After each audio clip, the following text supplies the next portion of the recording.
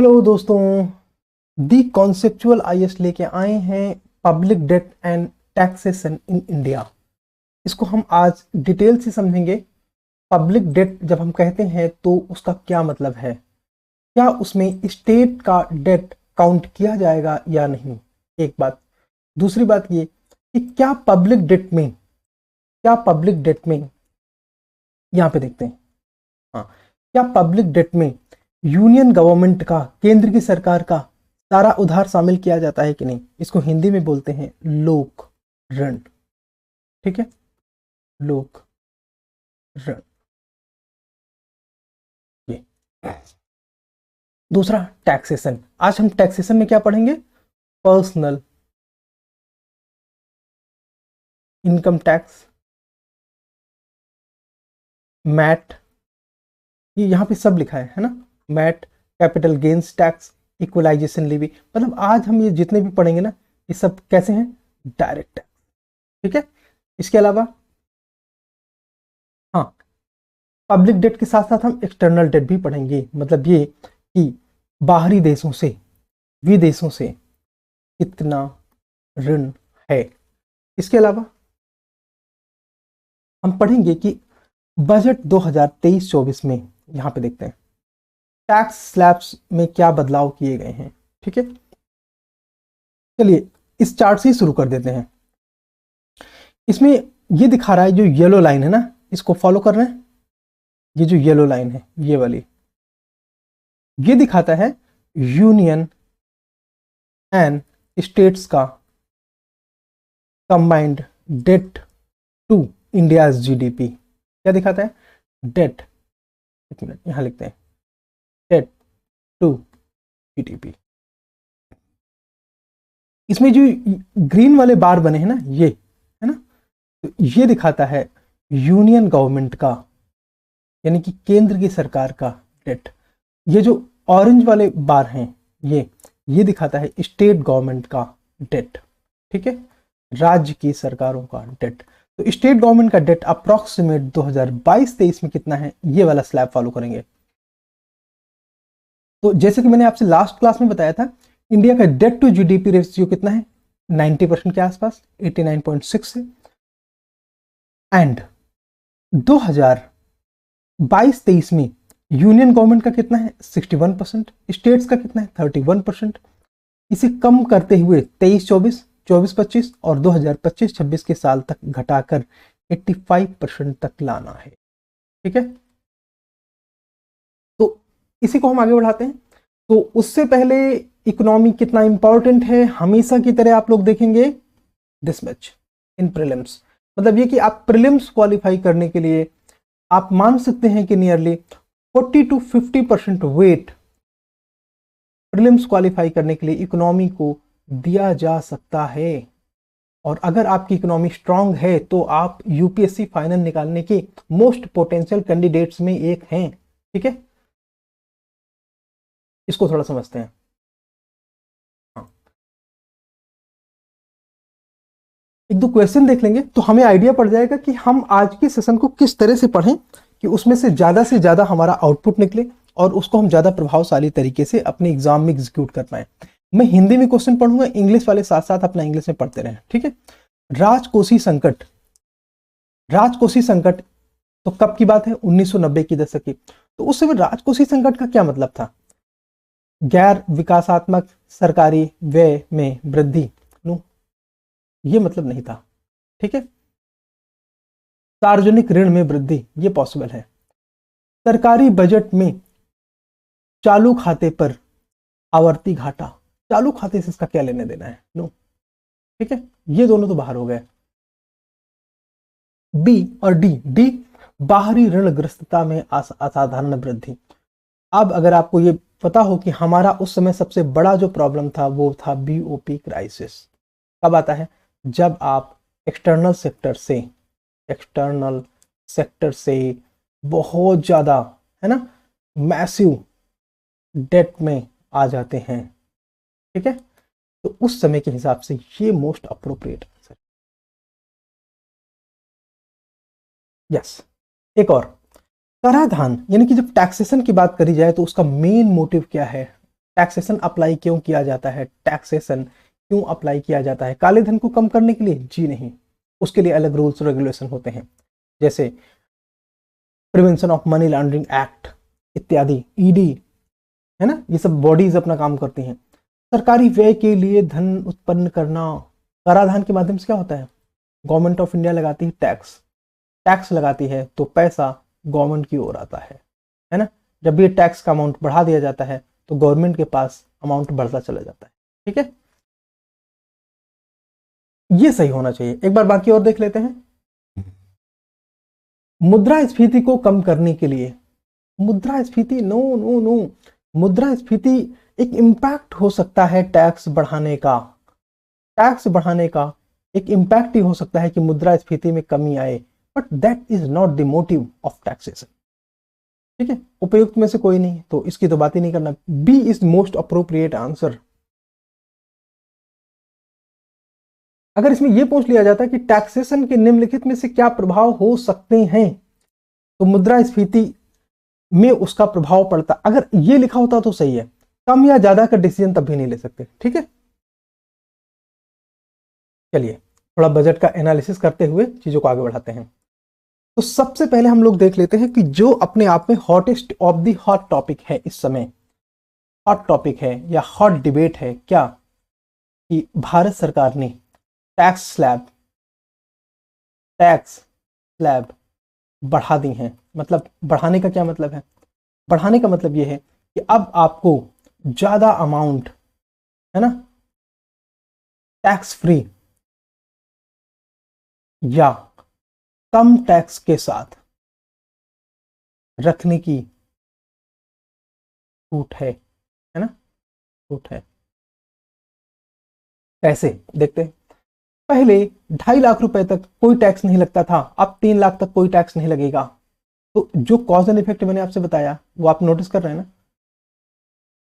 पहले 2.5 से 5 लाख तक आपको 5% टैक्स पे करने की जरूरत होती थी, अब है केवल 3 से 6, है ना, बढ़ गया है ना।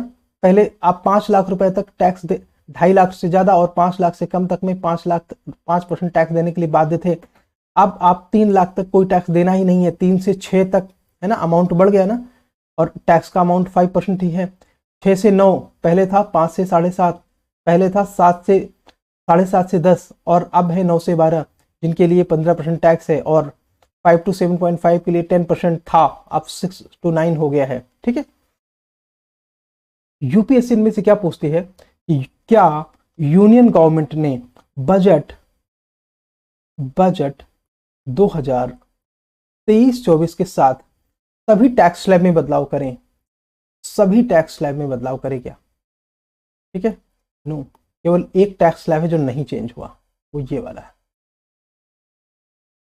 इसमें कोई परिवर्तन नहीं हुआ। मतलब 15 लाख से ज्यादा वाले धनी व्यक्ति को 30% तब भी टैक्स देना था और 30% अब भी टैक्स देना है, बाकी की सारी स्लैब्स चेंज हो गई हैं।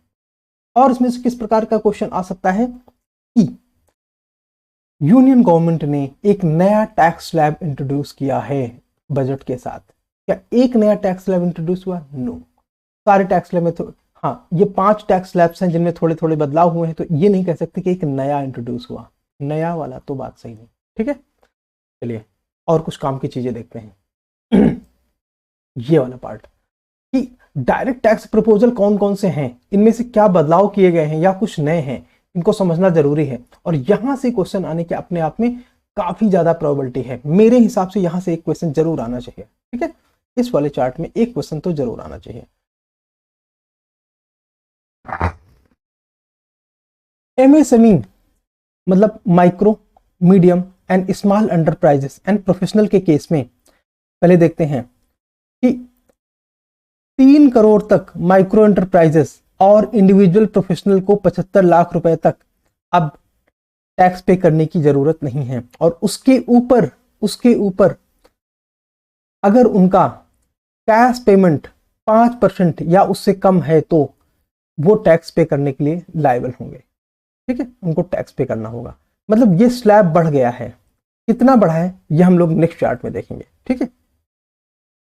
कारपोरेशन के केस में 15% concessional tax to promote new manufacturing, है ना, मतलब उनको सिर्फ 15% ही टैक्स पे करना है। और इसको कंसेशनल टैक्स बोलते हैं। क्यों? अदरवाइज अगर आपको पता है मैन्युफैक्चरिंग में जो कॉर्पोरेट इनकम टैक्स है वो कितना है, आप सब कुछ सेस एंड सरचार्ज सबको जोड़ डाल के निकालेंगे तो करीब करीब 25% आता है। तो ये 15% 25 से कम है ना, ये 15% इस 25 से कम है ना, तो इसीलिए इसको बोला गया कंसेशनल टैक्स। ठीक है।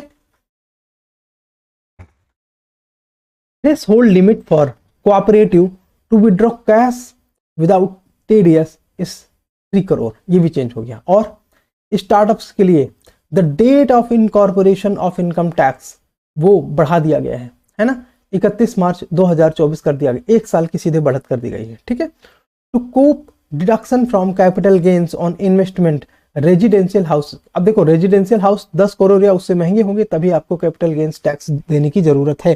छोटे मोटे आपने 2-4 करोड़ के अगर घर बना लिए हैं तो उनको खरीदो बेचो, कोई प्रॉब्लम नहीं है, कोई टैक्स नहीं देना है ना। अग्निवीर के लिए एक कॉर्पस, अग्निवीर कॉर्पस फंड बनाया जाएगा जिसमें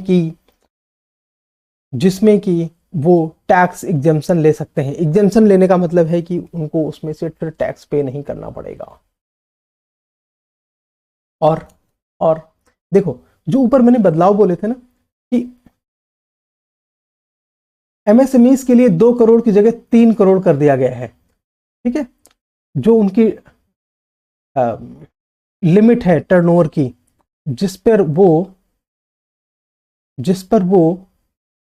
जिसके ऊपर वो टैक्स पे करना चाहेंगे उनको टैक्स पे करना पड़ेगा जिनके ऊपर। और इंडिविजुअल प्रोफेशनल्स का जो टर्नओवर है वो 50 लाख से बढ़ाकर 75 लाख कर दिया गया है, जहां पे उनको टैक्स पे करने की जरूरत है। ठीक है। यहाँ पे उनको टैक्स, ये तो मैंने पीछे बता दिया था। तो इस स्लाइड को दिखाने का क्या मोटिव है? इस स्लाइड को दिखाने का मोटिव है ये है कि ये जो परिवर्तन किए गए हैं फाइनेंशियल ईयर 23-24 के लिए, वो किए गए हैं इनकम टैक्स एक्ट के तहत section 44A-D and section 44A-D-A पर। ठीक है। हाँ, 95% ट्रांजैक्शन ऑनलाइन मोड में होना चाहिए। ठीक है। और क्या है इसमें खास? ये क्वेश्चन एक देख लेते हैं। अब ये क्वेश्चन दिखाने का मोटिव क्या है? क्वेश्चन आया 2017 में। ठीक है। और क्वेश्चन है ट्रेंड एनालिसिस का, ट्रेंड एनालिसिस का। और अगर आप इस क्वेश्चन को देखते हैं तो आपको ये पता चल जाता है कि अक्सर यूपीएससी, मान के चलिए कि औसतन एक क्वेश्चन, 1 क्वेश्चन हर साल इस तरह के ट्रेंड्स पर आधारित होता है। क्वेश्चन का आंसर है वो 2017 के साल के अनुसार है, उस साल के जो भी डेटा थे। वर्तमान के अनुसार शायद ना हो, लेकिन आप वर्तमान के हिसाब से डेटा जरूर चेक करेंगे। ठीक है। जरा क्वेश्चन देखते हैं पहले। पिछले दशक में भारत के सकल घरेलू उत्पाद यानी कि जीडीपी के प्रतिशत के रूप में टैक्स रेवेन्यू, राजस्व कर में लगातार वृद्धि हुई। लगातार, सावधान हो जाओ ऐसे शब्दों से। पिछले 1 दशक में भारत के सकल घरेलू उत्पाद के प्रतिशत के रूप में राजकोषीय घाटा यानी कि फिस्कल डेफिसिट लगातार बढ़ रहा है। इन दोनों शब्दों से सावधान हो जाओ। लगातार होना अपने आप में बड़ा रेयर फिनोमेना होता है, कभी कभी इकोनॉमी में देखा जाता है। C, if I have to guess I will guess D, because दोनों में लगातार यूज है। हाँ, क्योंकि आप ये कह सकते हैं कि आपको डेटा पता है इसलिए आपने गेस कर लिया। नो, कोविड की बात तो लगातार हो ही नहीं सकता, तो इसलिए कि अगर आप लगातार की बात करोगे तो 2017 के बाद वाले साल में जब भी बोलेगा कि पिछले दशक में, तो आप लगातार में आराम से समझ सकते हो कि हाँ कोविड के टाइम में इकोनॉमी घटी थी। तो कर राजस्व में लगातार वृद्धि कैसे हो सकती है? कर राजस्व में लगातार वृद्धि नहीं हो सकती। दूसरी बात, राजकोषीय घाटा लगातार बढ़ रहा है। हाँ, कोविड के टाइम में तो बढ़ा था, कोविड के बाद से राजकोषीय घाटा फिर धीरे धीरे धीरे धीरे कम हो रहा है। हमने दिखाया था ना, 9.6 से घटकर 5.9 का अब टारगेट है। ठीक है। दूसरा, तो ये कोविड के टाइम में 9.6 था ना, उसके पहले तो आपको पता ही है ना कि हम लोग धीरे धीरे 3.5 के हाँ, घटते घटते हम लोग 3.5 के आसपास पहुंच रहे थे। ठीक है। ये तो अचानक कोविड में बढ़ गया है। दोनों इस तरह से गलत होते हैं। अभी भी अगर आंसर निकाला जाएगा 2023 के हिसाब से भी तो आंसर डी ही होगा। 2023 के हिसाब से भी ऐसे क्वेश्चन का आंसर होगा डी। अब शुरू करते हैं टॉपिक। आज का हॉट टॉपिक है पब्लिक डेट। उससे पहले डेट क्या होता है? डेट मतलब है उधार, या बोलो तो ऋण। ठीक है, डेट मतलब उधार, ऋण या कर्ज। आर्टिकल 292 क्या कहता है कि भारत सरकार संसद द्वारा निर्दिष्ट राशि, मतलब ये कि अगर भारत सरकार को 100 रुपए लोन लेने हैं तो उसे 100 रुपए लोन लेने के लिए संसद से कानून पास करना पड़ेगा, तो उसको हम बोलेंगे संसद द्वारा निर्दिष्ट राशि। ठीक है, अनुच्छेद 200, हाँ वो उतना उधार ले सकते हैं। आर्टिकल 293 क्या कहता है कि भारत सरकार केवल राज्य सरकारें केवल आंतरिक स्रोतों से उधार ले सकती हैं। हाँ, मतलब आर्टिकल 293 के अनुसार अगर जाएंगे तो स्टेट गवर्नमेंट लोन बाहरी देशों से नहीं ले सकते। ठीक है, केवल आंतरिक सोर्सेस से ले सकते हैं। लेकिन 12वें वित्त आयोग ने कुछ सिफारिशें करी, इन पे हमें ध्यान देने की जरूरत है। With in A second come back.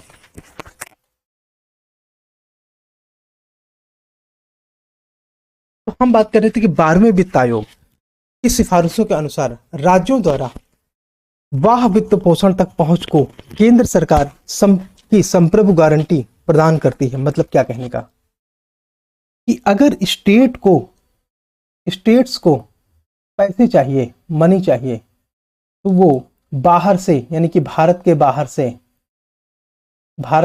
से लोन रेज कर सकते हैं और कंसोलिडेटेड फंड ऑफ इंडिया के आधार पर यूनियन गवर्नमेंट उसको गारंटी प्रदान करेगा। ठीक है, गारंटी प्रदान करेगा।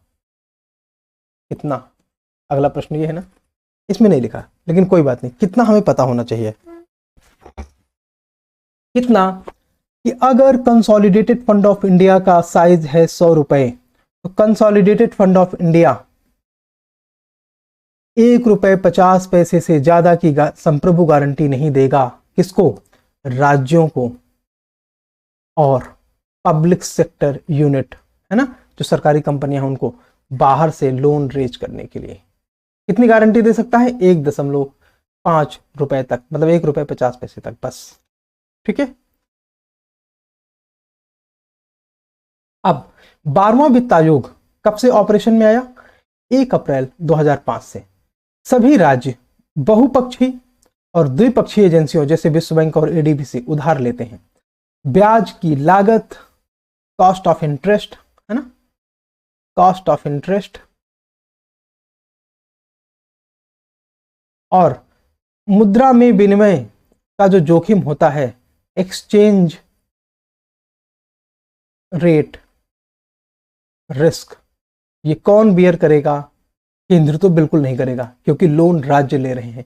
केंद्र सरकार केवल गारंटर है। ये सारे रिस्क, ये जोखिम कौन लेगा? राज्य। ठीक है, केंद्र सरकार का टोटल डेट क्या होता है? जरा इसको साफ करके देखते हैं। तो केंद्र सरकार का टोटल डेट क्या होता है? सिंपल, कुल ऋण केंद्र सरकार का कितना है? तो 1 2 3 4 को आप ऐड कर दीजिए तो कुल ऋण आ जाता है। अब केंद्र सरकार का कुल ऋण क्या होता है पहले समझते हैं। एक तो आंतरिक ऋण, मतलब ये कि भारत के अंदर, इसको भारत बना देते हैं, भारत के अंदर जो भी उधार लिए गए हैं, ठीक है। बाहरी ऋण मतलब, अच्छा हाँ, भारत के अंदर जो भी ऋण लिया जाता है, कैसे? ट्रेजरी बिल, डेटेड सिक्योरिटीज, और जो गवर्नमेंट के दूसरे तरीके के बॉन्ड होते हैं और इक्विटीज होती हैं, उनको जारी करके। एक बात ध्यान रखना, केंद्र सरकार जो है केवल बॉन्ड इशू करती है, केवल बॉन्ड इशू करती है। क्या? बॉन्ड। गवर्नमेंट कभी इक्विटी इशू नहीं करती, ध्यान रखना। गवर्नमेंट कंपनी करती है, गवर्नमेंट स्वयं नहीं करती, ठीक है। बॉन्ड इक्विटी, बॉन्ड इशू करता है, इक्विटी कभी नहीं। तो सरकार की जो प्रतिभूतियां होती हैं उनमें ट्रेजरी बिल, डेटेड सिक्योरिटीज आदि, और इसे घरेलू बाजार उधार भी कहते हैं, यानी कि डोमेस्टिक मार्केट बारोइंग कहते हैं। ठीक है, ये समझ गए। तो ये तो हो गया हमारा जो है वो आंतरिक ऋण। अब बाहरी ऋण क्या है? देखो, बाहरी ऋण का मतलब ये होता है कि भारत के बाहर जो भी उधार लिए जाते हैं वो बाहरी ऋण कहलाते हैं। ठीक है, जो भारत के बाहर उधार लिए जाते हैं उनको बाहरी ऋण कहते हैं। भारत के बाहर के ऋण कौन कौन से हैं? अन्य सरकारों जैसे अमेरिका, चाइना, रसिया से अगर कोई उधार लिया जाए, या मल्टीलैटरल एजेंसीज जैसे विश्व बैंक, एडीबी से उधार लिया जाए, एशियन डेवलपमेंट बैंक से। ठीक है, तो ये तो हो गए आंतरिक और ये बाहरी। तीसरे तरह का है लोक खाता देयता, यानी कि पब्लिक अकाउंट लायबिलिटीज।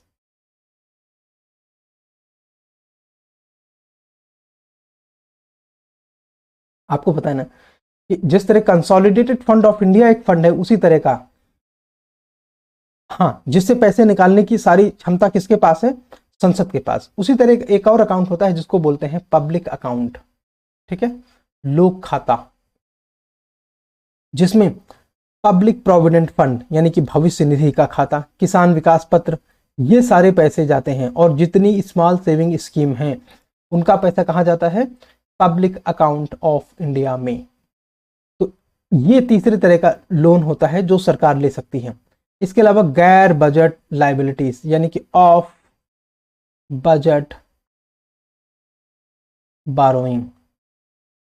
बारोइंग से तो लाइबिलिटी आती है ना। तो ये कैसे होते हैं? जैसे एफसीआई के माध्यम से अगर गवर्नमेंट अपनी कोई फूड सप्लाई की ऑब्लिगेशन को पूरा करती है तो इसका जिक्र बजट में नहीं होगा, इसका जिक्र बजट में नहीं होगा। ठीक है, तो इसे बोलते हैं ऑफ बजट बारोइंग। अब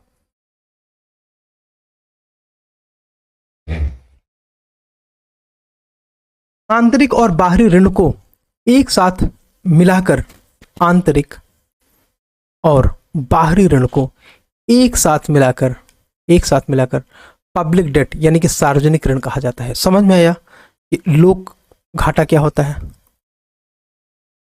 या लोक ऋण क्या होता है? एक मिनट, ये नहीं लगेगा, बस ऐसे लिखेंगे। हाँ, लोक ऋण क्या होता है या पब्लिक डेट क्या होता है। तो अभी हमने जो पीछे देखा ना, ये दोनों, इसमें से केवल ये और ये, इन दोनों का योग पब्लिक डेट होगा। लोक खाता देयता और गैर बजट देयताएं पब्लिक डेट का पार्ट नहीं हैं। ठीक है, और जितना आंतरिक और बाहरी ऋण होता है, उधार होता है, उसका भार कहां पे आता है? कंसोलिडेटेड फंड ऑफ इंडिया में। ठीक है, और कंसोलिडेटेड फंड ऑफ इंडिया में पैसा निकालने के लिए आपको कौन सा बिल पास करना होता है? कमेंट करके बताइए। ठीक है, मार्च 2020 तक केंद्र सरकार की कुल देनदारियां जीडीपी की 47.8% से लगभग अब, हाँ, केंद्र सरकार की कुल देनदारी जो है जीडीपी का 47.8% थी। अब कुल कितना हो गया है? तो अब इसमें केंद्र और राज्य का मिलाकर हो गया है 89%। और ये हमारे डेट टू जीडीपी का ग्राफ अब है लंबे समय का। पीछे हमने देखा था तो उसमें बस कुछ 2-3 क्वार्टर के थे। ठीक है, तो डेट टू जीडीपी चेक करते हैं। वर्तमान में कितना है? ये साल चल रहा है ना 22-23, 89.6, ये हम पीछे देख भी चुके हैं। अगर इसमें बोला जाए कि लास्ट 10 ईयर का, 10 साल का क्या ट्रेंड है, पिछले 10 सालों का क्या ट्रेंड है, मतलब क्या ट्रेंड करने का मतलब ये है कि स्टेट का डेट बढ़ा या घटा, यूनियन का डेट बढ़ा या घटा, है ना, जीडीपी के अनुपात में। Total debt to GDP ratio में क्या परिवर्तन हुआ, बढ़ा या घटा, है ना। तो वो सारी चीजें हम यहां पे देख सकते हैं।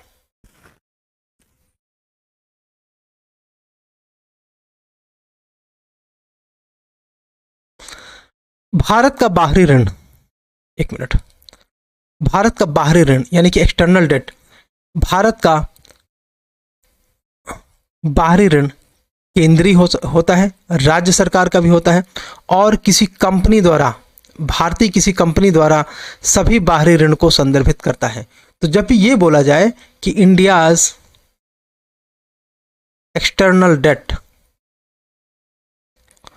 तो उसमें केंद्र सरकार का यानी कि यूनियन का प्लस स्टेट का प्लस दूसरी जो प्राइवेट कंपनीज हैं उनका लोन शामिल किया जाता है। ठीक है, शामिल किया जाता है।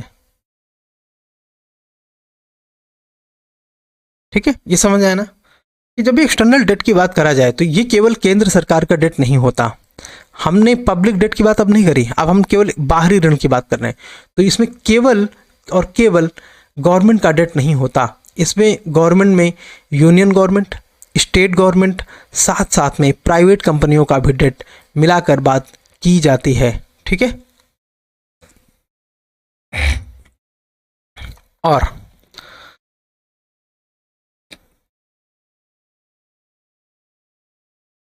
ये हमारे पास ग्राफ है जो कि एक्सटर्नल डेट की सिचुएशन बता रहा है as a percentage of GDP. ठीक है, तो 2022 में कितना है, ये करीब 19,000, एक minute, external debt to GDP, हाँ, करीब 19,916 अमाउंट किसमें है, लाख करोड़ होना चाहिए। ठीक है, लाख करोड़ में है, जो कि 2021 में 21 था, 2020 में 20.9 था, है ना, ये इस तरह से अमाउंट था। अब ये 19.916 लाख करोड़ है। ठीक है, एक और क्वेश्चन में बात करते हैं। इनमें से इंटरनल डेट के कंपोनेंट कौन कौन से हैं, इंटरनल डेट, आंतरिक ऋण। ठीक है, तो market burrowing yes, T bills yes, RBI को जारी विशेष प्रतिभूतियां यस, तीनों। ठीक है, ये हम लोग मनी एंड बैंकिंग वाले के साथ साथ चीजें कर चुके थे। ठीक है, आप उसको एक बार वीडियो देख लेना, दो हमारे दूसरे चैनल में अवेलेबल है, यहाँ पे नहीं है। ठीक है, ये आंसर है उसका, 1 2 3 सभी करेक्ट हैं, बहुत इंपॉर्टेंट है। एक्सटर्नल डेट की बात कर रहे हैं यहाँ पे, एक्सटर्नल डेट मतलब बाहरी, इसको हटा दे, बाहरी उधार, इसकी बात कर रहे हैं। ठीक है, तो एक देखो 2020 का डेटा क्यों ले रहे हैं, 31 मार्च 2020 का, बिकॉज इसमें जो है कोविड का इम्पैक्ट अभी नहीं है। 2019 में हालांकि आ गया था, बट ये जो डाटा होता है ना, इसमें ये कोविड का इम्पैक्ट इसमें लीस्ट है या बहुत कम है, तो ये वाला डेटा हम लोग लेते हैं। यूनियन गवर्नमेंट ने जो अपना बजट पेश किया है उसमें भी ज़्यादा डेटा उसने जो है कोविड के पहले वाले ही दिखाए हैं, ऐसे ट्रेंड्स को बताने के लिए। ठीक है, 558 बिलियन डॉलर, जो कि जीडीपी का कितना है, 20.6%। ये है मार्च 2020 तक का डेटा। ठीक है, इतना हमारा टोटल एक्सटर्नल डेट है। एक्सटर्नल डेट को दो भागों में बांटते हैं, long term debt and short term debt. Short term debt 1 साल से कम वाले होते हैं, कम वाले उधार होते हैं। ठीक है, लॉन्ग टर्म 1 साल से ज़्यादा, मोर देन अ ईयर। तो लॉन्ग टर्म डेट हमारा कितना बचता है, 451.7 बिलियन डॉलर, है ना। इसमें सॉवरेन और नॉन सॉवरेन दो क्लासिफिकेशन है लॉन्ग टर्म डेट में। सॉवरेन का मतलब होता है संप्रभु, संप्रभु का मतलब होता है जिसका भार कंसोलिडेटेड फंड ऑफ इंडिया में आएगा। ठीक है, या सरकार द्वारा लिया गया टोटल है ये। ठीक है, हाँ, ये गवर्नमेंट के द्वारा सरकार द्वारा पूरा डेट आएगा। 100.9 बिलियन ये सरकार का है, 3% ऑफ GDP. Sovereign debt government of India का एक्सटर्नल डेट होता है, जिसमें public debt and non public debt दोनों मिलाकर होते हैं। ठीक है, सॉवरेन डेट इंक्लूड करता है FII, GSEC and loans under bilateral and multilateral assistance. बहुत इंपॉर्टेंट है, कि sovereign debt include which of the following, ठीक है। GSec yes, loan under bilateral and multilateral assistance yes, FII investment yes, foreign institutional investment जो भी आता है government securities में, एफआईआई जो भी आता है गवर्नमेंट सिक्योरिटी, तो इसमें आपको एक ये बात पता चल गई कि हाँ फॉरेन प्लेयर्स भी जीसेक में पार्टिसिपेट कर सकते हैं, ठीक है। दूसरा, नॉन सॉवरेन का मतलब है जो गैर सरकारी है, जो गैर सरकारी है। कितना अमाउंट है? 351 बिलियन के आसपास, जिसमें commercial burrowing and NRI deposit है 2।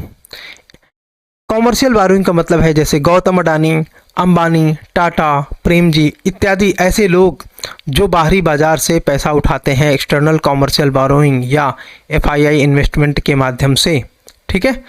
तो उसका अमाउंट है 220 बिलियन डॉलर। और एनआरआई डिपॉजिट का मतलब है कि जो लोग एनआरआई हैं जैसे प्रियंका चोपड़ा, वो अपने खाते में अगर कुछ पैसा रखती है तो वो हमारा लाइबिलिटी होगी ना, मतलब हमको कभी न कभी तो प्रियंका चोपड़ा को पैसा वापस करना पड़ेगा, इसीलिए हमने बोला उसको उधार। और किस प्रकार का है? एनआरआई डिपॉजिट टाइप का। तो इसका अमाउंट भी 130.6 बिलियन डॉलर है, ठीक है। इसके अलावा शॉर्ट टर्म डेट क्या होते हैं? तो शॉर्ट टर्म डेट 1 साल से कम के होते हैं। इनका टोटल स्केल कितना है? तो वह 106.9 बिलियन डॉलर है। अगेन शॉर्ट टर्म डेट में सॉवरेन और नॉन सॉवरेन दोनों इंक्लूड हैं। इनको अलग अलग क्लासिफाई करना बहुत कठिन था, इस वजह से सॉवरेन नॉन सॉवरेन को सर्वे में एक साथ दिया गया है, एक साथ दिया गया है, जबकि बात हो रही है शॉर्ट टर्म डेट की, ठीक है। तब इट इंक्लूड्स एफआईआई इन्वेस्टमेंट, इसमें भी एफआईआई इन्वेस्टमेंट इंक्लूड्स होते हैं in treasury bill and Indian corporate bond. तो ट्रेजरी बिल वाला क्यों एफआईआई यहाँ पे इंक्लूड होता है? बिकॉज ट्रेजरी बिल की जो मैच्योरिटी है वो लेस देन 364 दिन की है, मतलब 1 साल से कम की है, तो ये अपने आप में शॉर्ट टर्म डेट हुआ।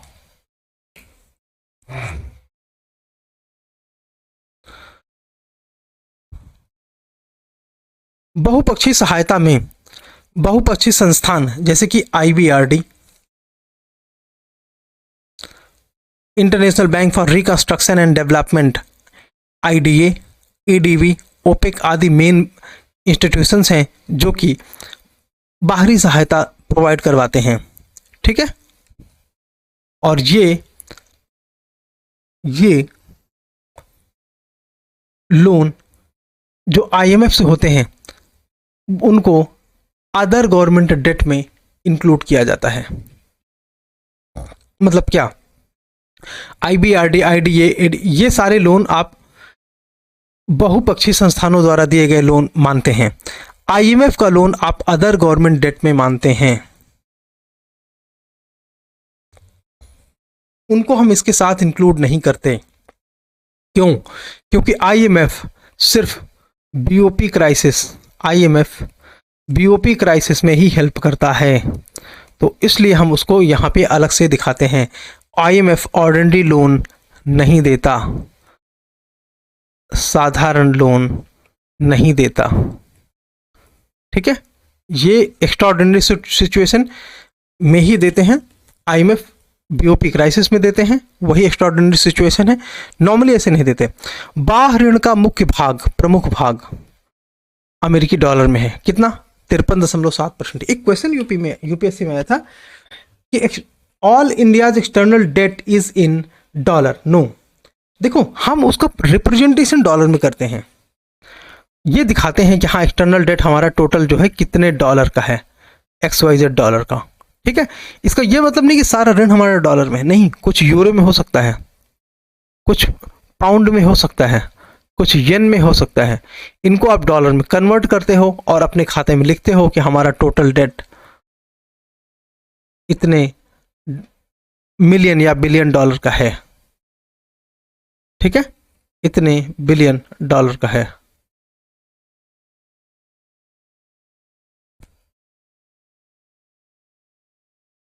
एक सेकेंड।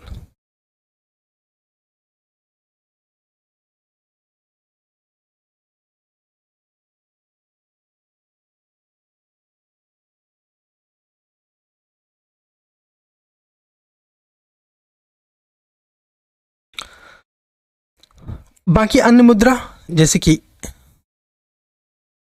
कि येन, यूरो, रुपया मसाला बॉन्ड में है ना, ये सारी चीज़ें भी करेंसी में बारोइंग का पार्ट है, इसलिए टोटल एक्सटर्नल डेट डॉलर में नहीं है। सभी बाहरी ऋण अमेरिकी मुद्रा यानी कि डॉलर में व्यक्त किए जाते हैं। ठीक है, जैसे 1 यूरो अगर हमने लोन लिया है तो हम इतने डॉलर व्यक्त करेंगे, क्योंकि 1 यूरो बराबर 1 डॉलर बराबर इतना यूरो होता है, तो इस हिसाब से हम कन्वर्ट कर लेंगे और हमारा बाहरी ऋण 1.25 डॉलर का हो जाएगा एक ऋण के सामने। ठीक है, एफआरबीएम पर एनके सिंह समिति की रिपोर्ट और एफआरबीएम अधिनियम 2003 में संशोधनों के अनुसार केंद्र सरकार 2024-25 तक डेट टू जीडीपी रेशियो 40%, ठीक है, और राज्यों के लिए यानी कि जीएसडीपी को 60%, राज्यों को 20% तक सीमित करने की बात करी गई है, सो दैट कि 20 जुड़ के 60% तक इंडिया का डेट टू जीडीपी रह जाए, डेट टू जीडीपी हो जाए। ठीक है,